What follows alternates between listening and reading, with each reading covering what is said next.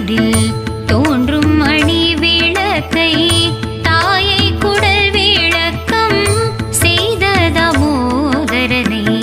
தூயமாய் வந்து நாம் தூமலர் தூவி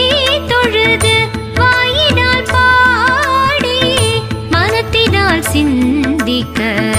போய பிழையும் புகுதருவான் நின்றனவும் தீயினில் தூசாவும்